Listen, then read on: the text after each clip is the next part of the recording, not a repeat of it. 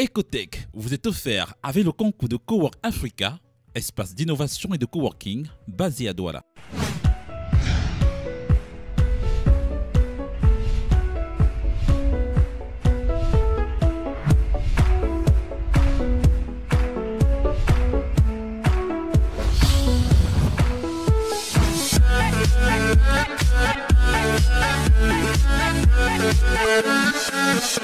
Salut chers abonnés de Téléasso, merci de me retrouver une fois de plus sur Ecotech. Vous le savez déjà, c'est l'actualité des technologies et de tout ce qui fait le buzz sur la toile, aussi bien au Cameroun qu'un peu en Afrique francophone.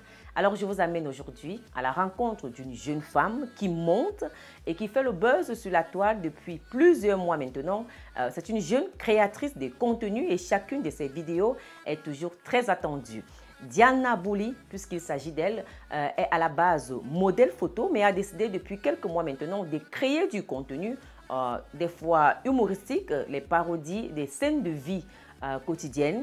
Mais elle s'est aussi lancée et ça marche très fort dans l'interprétation des anciens succès musicaux camerounais et africains qu'elle ressuscite comme ça à travers ses vidéos avec des petites touches très recherchées, très artistiques qui font son succès. Elle est suivie sur TikTok, le réseau social qu'il a révélé, par plus de 600 000 abonnés. Et sur ces réseaux-là, ses contenus ont déjà été likés plus de 6 millions de fois. Sur les réseaux sociaux en général, Diana Bouli est suivie par une communauté de plus de 600 000 abonnés. Comment est-ce qu'elle gagne sa vie en tant qu'influenceuse? Déjà, est-ce que cela lui permet de vivre de son art?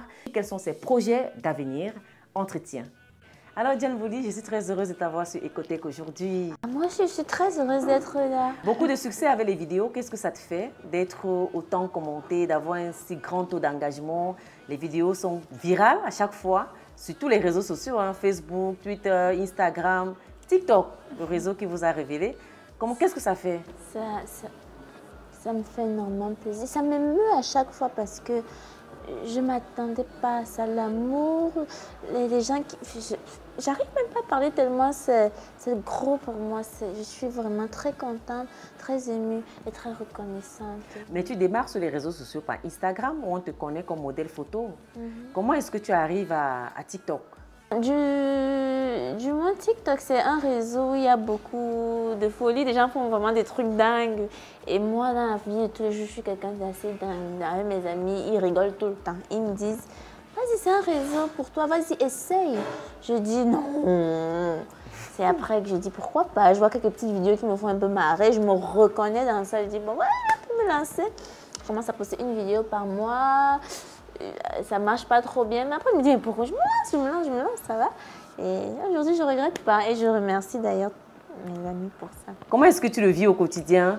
Est-ce que ton entourage est conscient de cela ou bien tu passes inaperçu comme tout le monde?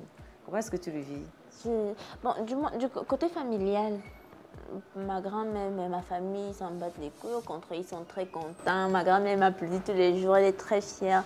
Après, tu as certaines connaissances, parce que j'ai très peu d'amis, mais tu as certaines connaissances qui changent un peu, qui deviennent un peu gnangnan avec toi. Bah, par exemple, moi, je suis quelqu'un de base qui n'écrit pas trop, qui ne va pas trop appeler, mais quand elle t'appelle, vous faites 2 heures.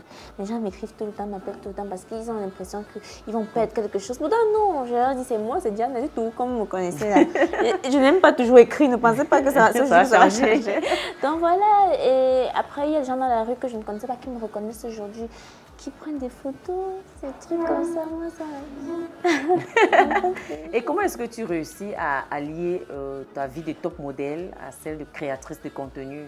Puisque tu crées du contenu. Comment est-ce que tu rallies les deux? Je trouve que tout ça va de pair parce que c'est l'art. C'est l'art, c'est l'art en général. Il y a toujours une place dans ma vie pour l'art. Hein. C'est vrai qu'il y a pour le moment, il n'y a rien de très structuré. C'est du genre, je vais même peut-être prendre 3 jours de tournage vidéo. Et s'il y a un shoot, parce que les shoots, je les ai un peu arrêtés entre temps, parce que je me suis beaucoup concentrée sur mon contenu. Donc, avec le temps, je pense que ce sera quelque chose de plus organisé et je donnerai à chacun son temps. Mais je m'en sors quand même entre les deux. Alors, qu'est-ce qui justifie ton arrivée sur Twitter? On considère souvent ces réseaux sociaux comme celui de l'élite, entre guillemets, des gens un peu coincés.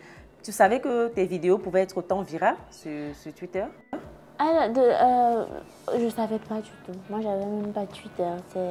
C'est un ami, DJ Lufa, screenshotter, Photographe. oui, qui me dit, mais est-ce que tu sais même que tes vidéos passent? Les gens mettent tes vidéos sur Twitter.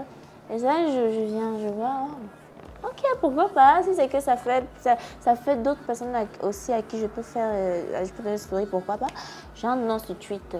L'accueil immédiat. Hein. Oui, ils m'ont très bien accueilli. Même dans tous les réseaux. Quel est ton réseau social préféré? Je n'ai pas un réseau social préféré.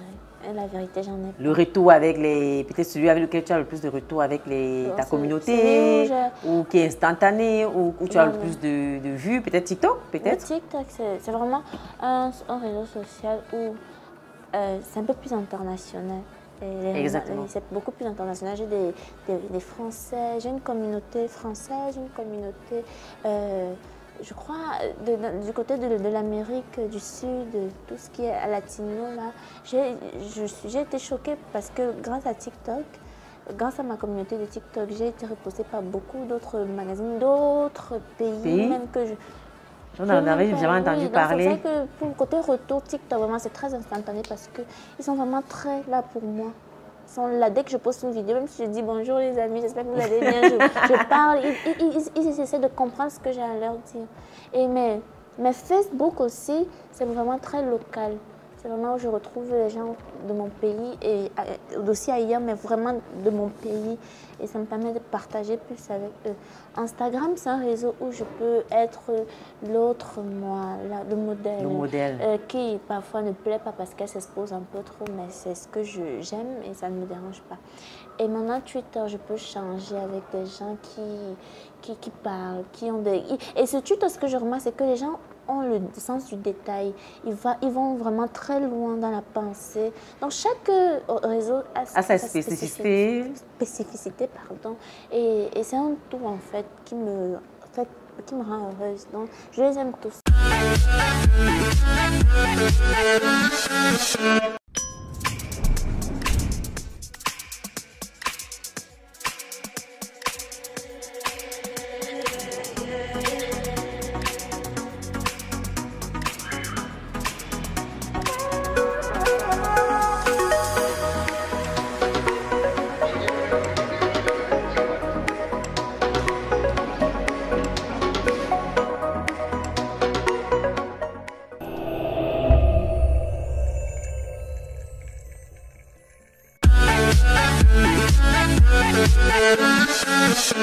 Alors, la fameuse question, où est-ce que tu trouves tes vêtements, tes accessoires?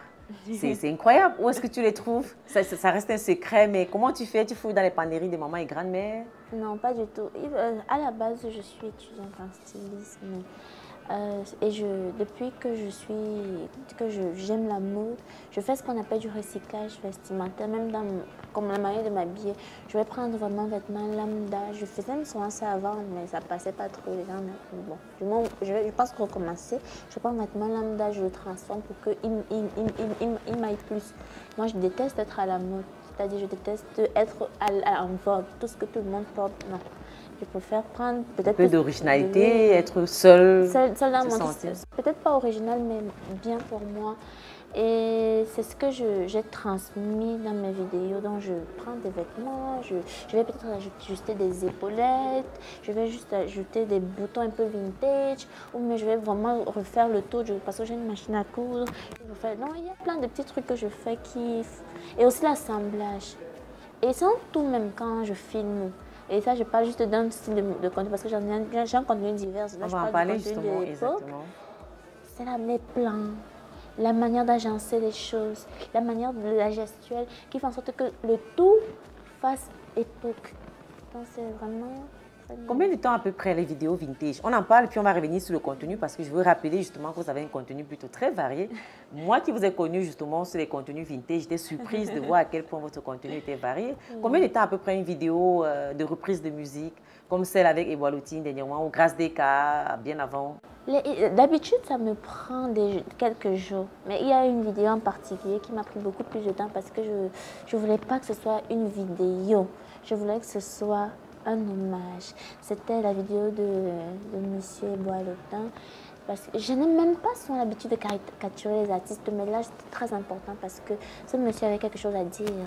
Et ça m'a pris un mois pour l'étudier. C'est mimique.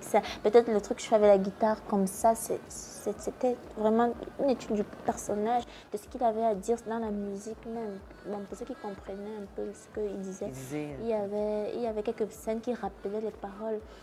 Donc, ça m'a pris un mois. Et montage, parce que c'est la première fois aussi que j'utilise des filtres. J'avais très peur de ce que ça pouvait rendre avec les filtres, mais c'est la première fois. On a pris quelques jours pour monter avec un ami aussi, Didier Lefin, et voilà le résultat. Après, les autres vidéos partaient, ça prend peut-être 5 heures pour tourner, au moins 5 heures pour tourner, ou plus. Mais voilà, c'est celle qui a vraiment pris du temps. Et quelle est ta vidéo préférée jusqu'ici?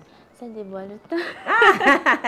C'était vraiment un projet personnel. C'était vraiment... je suis rarement fière de ce que je fais.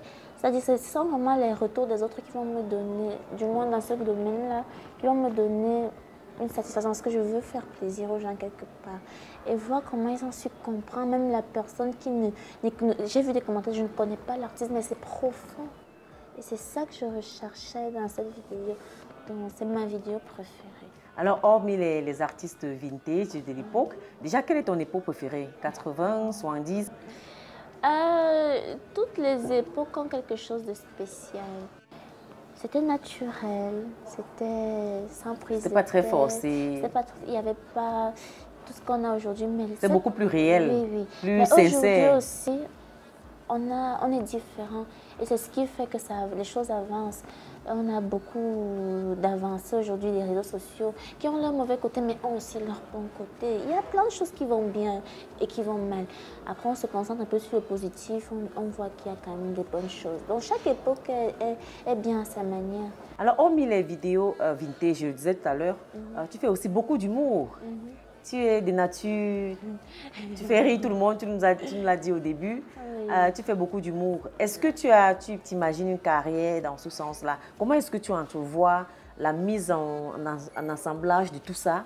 Bon, déjà, je ne fais pas vraiment que... Par exemple, je vais vous donner un exemple. Mes vidéos les plus likées, les plus regardées, parce que ma vidéo la plus likée, elle va à 9 millions. Ce n'est pas une vidéo d'humour où j'essaye de faire rire. Non. Ce sont des vidéos où j'essaye d'être belle, où je suis Diana le modèle. Et ce sont des vidéos comme ça.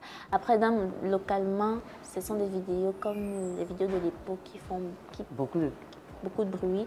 Mais internationalement, c'est vraiment le modèle photo qui intéresse, mais qui a plus de succès. Voilà, justement, c'est bon à savoir. Justement, dans ma communauté d'Amérique du Sud, la muñeca negra, la poupée, la Barbie noire, la poupée noire, ils m'ont renommée comme ça. Donc, chaque fois que j'ai ce contenu, ils sont là pour donc voilà, je vous l'ai dit, c'est déjà très divers. On pourrait donc classifier ton contenu en 3. Peut-être un peu d'humour, l'époque et le modèle. Vintage, de la mode. Parfois, je chante aussi et je danse aussi beaucoup. Effectivement. C'est l'art en fait, en général, tout ce qui touche. Et parfois, je peins même. Et toi, qu'est-ce que tu préfères, le modèle? Ah non, moi je préfère l'art. Bonne réponse en tout cas. Parce que tout ça, effectivement, c'est de l'art. Je ne veux pas cacher que la photo, c'est mon premier amour. C'est la première chose qui m'a attirée vers l'art. Après, a suivi la mode, aujourd'hui l'humour et la musique et tout. Mais c'est vraiment la première chose qui a attiré mon attention vers ce monde que je ne connaissais pas.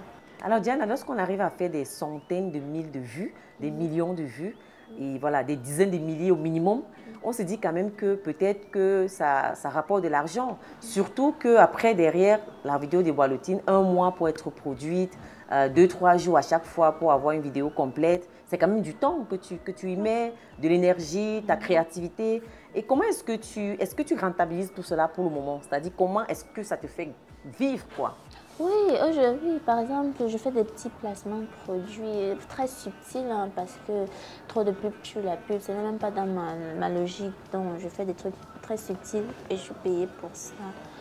Bon, ce n'est pas encore vraiment ça. C'est pas encore vraiment ça parce que malheureusement, on ne valorise pas le travail de l'autre. Il y a beaucoup de personnes qui ne valorisent pas le travail de l'autre. Ils se disent que c'est toi, c'est toi qui as besoin de donner la visibilité. Ça te sert à quoi la visibilité quelque part si c'est qu'ils ne te payent pas le travail pour lequel tu t'investis pour eux. Voilà, et les gens ne comprennent pas et c'est très dommage. Sinon, les gens qui viennent vers nous, on a d'abord une relation avec nos abonnés, avec les gens qui nous aiment bien et qu'on aime aussi. Qui est une relation de proximité en ce qui te concerne, par exemple. Et maintenant, quelque part, on leur parle de quelque chose. Il faudrait qu'ils sachent, même eux, je ne pense pas que si je dis à mes abonnés que tel m'a proposé telle ou telle somme, ils seront choqués parce que toi, tu travailles dur et on ne te paye pas, c'est quoi ça? Donc malheureusement, les gens ne valorisent pas le travail de l'autre, mais j'espère que les choses vont bouger. Peut-être parce que le marketing d'influence n'en est qu'à ses prémices, mais on espère bien que ça va prendre de l'ampleur. Et moi, je pense que c'est à nous de booster les gens à se bouger les fesses, à apprendre à payer les gens sans le travail. Ailleurs, en tout cas, les gens vivent normalement de ces activités-là. Aujourd'hui, ce qui me rapporte un peu, c'est des trucs extérieurs et c'est dommage. C'est dommage parce que localement, on devrait déjà valoriser nos talents. On devrait valoriser ceux qui prennent du temps pour faire du bien aux autres. C'est dommage. Alors Diana Bouli, j'ai envie de demander, comment est-ce que tu imagines l'avenir? C'est étonnant que tu fasses autant de contenu vidéo sans être sur YouTube. Pourquoi ce choix? Voilà, déjà, j'ai une vision de mon futur qui n'est pas forcément parfaite, mais qui est ma vision. Je me dis, j'arrive sur YouTube avec les clips de l'époque, je n'ai pas les droits d'auteur. J'ai fait une compilation encore, ce qui m'handicape plus. C'est pas de ça que j'ai besoin. Aujourd'hui, j'ai compris que les réseaux sociaux me permettaient de montrer ce que j'avais à offrir.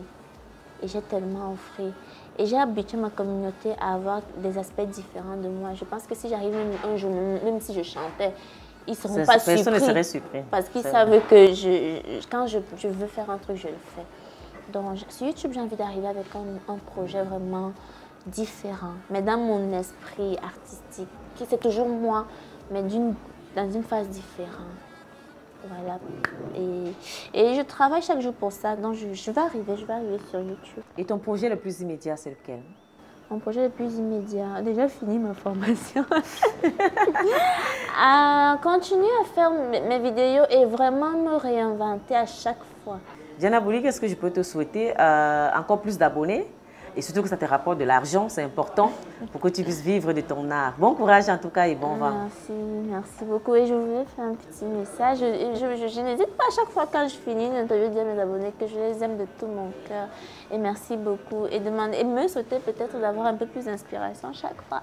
Ah, absolument. En tout cas, c'est pour notre plus grand plaisir d'ailleurs.